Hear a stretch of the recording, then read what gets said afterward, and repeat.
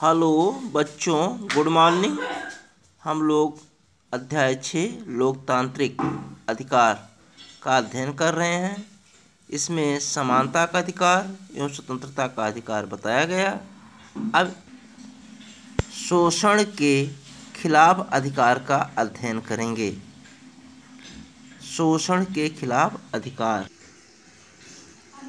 शोषण के खिलाफ अधिकार स्वतंत्रता और बराबरी का अधिकार मिल जाने के बाद स्वाभाविक है कि नागरिक को यह अधिकार भी हो कि कोई उसका शोषण ना कर सके।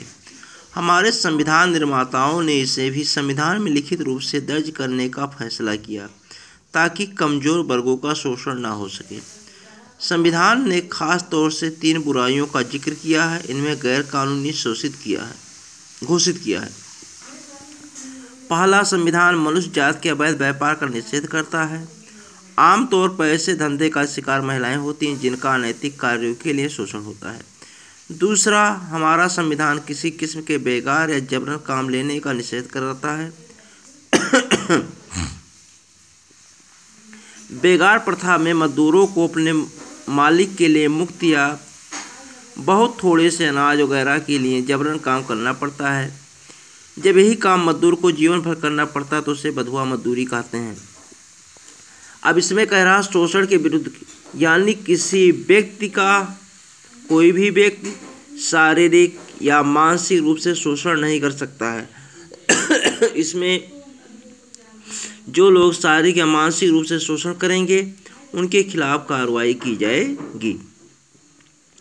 इसमें अधिकतर जो गरीब हैं या कमज़ोर वर्ग हैं उनका ज़्यादा शोषण किया जाता है। फिर महिलाओं का भी ज़्यादा शोषण किया जाता है। तो इस शोषण के खिलाफ अधिकार हो जाने से इनका कोई शोषण नहीं कर सकता। अगर शोषण करते हैं तो उनके खिलाफ कार्रवाई की जाएगी। कुछ लोग हैं मजदूरों से ज़बरदस्ती काम करवा लेते हैं, पैसा नहीं देते हैं, तो उसे भी शोषण के खिलाफ माना जाएगा क्योंकि उनका शोषण किया जाता है। दूसरा है, कुछ लोग हैं कम पैसे पे या थोड़े से अनाज पे मजदूरी करवाते हैं, उसे बेगार कहा जाता है। या कुछ लोग किसी लोग का अपहरण कर लेते हैं, ले जाकर उनको रखे रहते हैं, जो इच्छा उनकी पैसा दें, भोजन दे ना दे, लेकिन उनसे काम करवाते हैं, उसे बंधुआ मजदूरी कहते हैं। उन्हें जीवन भर उनके यहाँ करना पड़ता है, चाहे मानसिक रूप से या शारीरिक रूप से। किसी कारखाने, खदान या रेलवे और बंदरगाह जैसे खतरनाक काम में कोई 14 वर्ष से कम उम्र के बच्चे से काम नहीं करा सकता। इसी को आधार बनाकर बाल मजदूरी रोकने के लिए अनेक कानून बनाए गए हैं। इसमें बीड़ी बनाने, पटाखे बनाने, दिया सलाई बनाने, प्रिंटिंग और रंग रोगन जैसे कामों में बाल मजदूरी रोकने के लिए कानून शामिल है।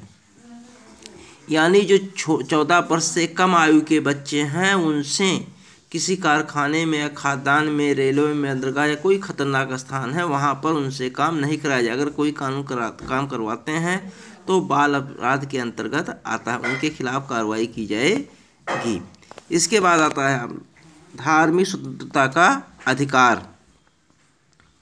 धार्मिक स्वतंत्रता के अधिकार में धार्मिक स्वतंत्रता का अधिकार भी शामिल है और इस मामले में भी हमारे संविधान निर्माता खास तौर से चौकस थे।